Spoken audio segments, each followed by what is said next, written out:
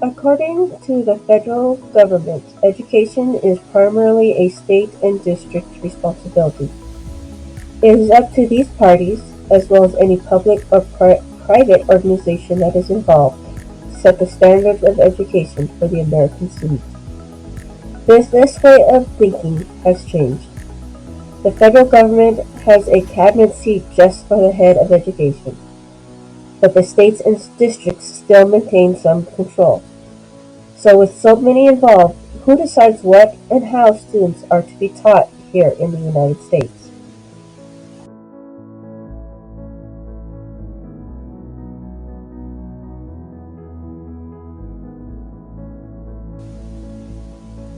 The federal government's branch of education, called the Department of Education, was created in 1867 to collect information on schools and teaching that will help the states establish effective school systems.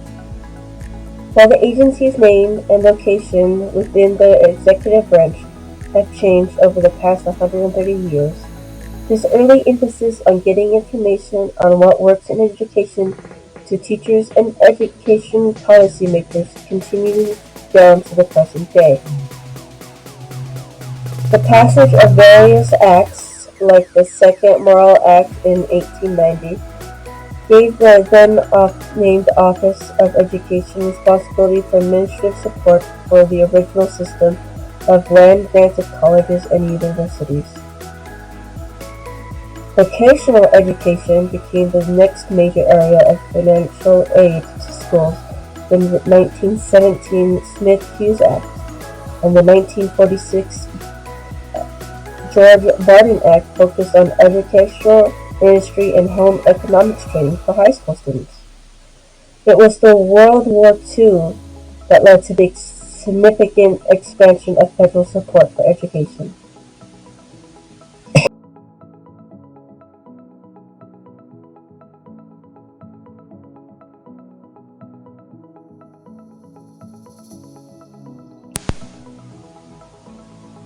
War and agriculture is not the only thing that has caused the federal government to change its policies in interacting with the education system. Anti-poverty and civil rights has been just as big a key factors. The Department of Education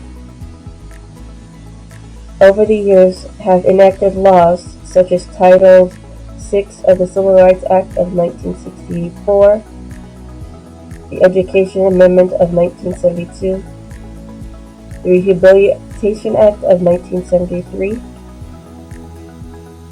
and in 1965, the Elementary and Secondary Education Act.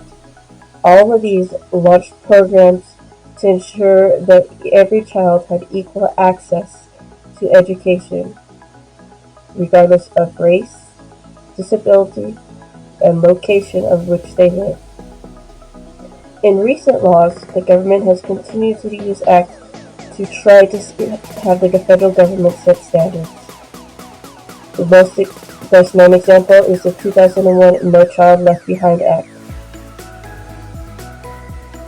Unfortunately, these latest acts have not stuck around like previous ones, where they do not address the many issues that come across all 50 states.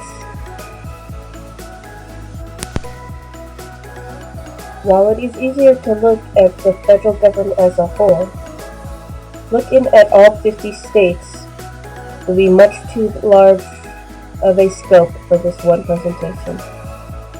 For the sake of this presentation, we will look a little closer to home, here in the state of Colorado. As listed on the Colorado Department of Education website, the Colorado Constitution and state laws give much authority to administer schools to local communities. Many pre-kindergarten through 4th grade public education decisions on issues such as curriculum, personnel, school calendars, graduation requirements, and classroom policies are made by the 178 school districts and their school boards. With that open statement, it makes it clear that the Colorado Department of Education does not set the school curriculum. However, they do have a state standard that each district does have to meet to be in compliance to receive funding from themselves as well as the federal government.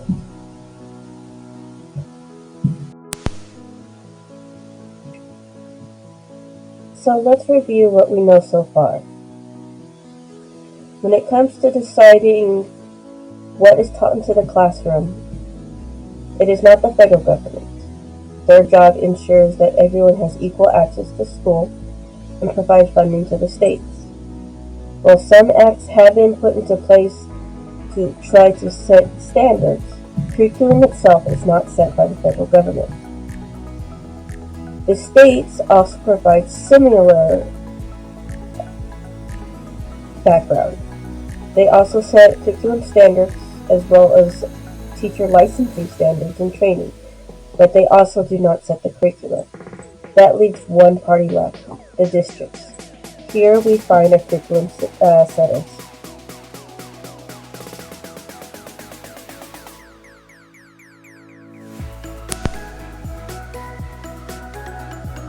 In the state of Colorado, there's 178 different school districts. Each school district has its own board of elected members, and each members are responsible for setting the school's curriculum, classroom policies, and order in which things are to be taught. With so many districts setting different curriculums, it could be a bit confusing on if everyone's meeting the same standards. This is where the federal standards and the state standards come into play. While the districts have free range to design the curriculum, these standards must be met in order to receive funding from the federal and state level. Funding is vital to all school districts. So this is how the federal and state confirm that the curriculums meet some sort of standards, even if they themselves are not the ones setting them. But with so many districts deciding how, the order, and what is taught in the schools, it leaves a couple of questions. Is having each district setting their own curriculum for the best? Would having a national curriculum not be better? Please, take a few minutes to think over these questions, and let me know your opinion below. Thank you.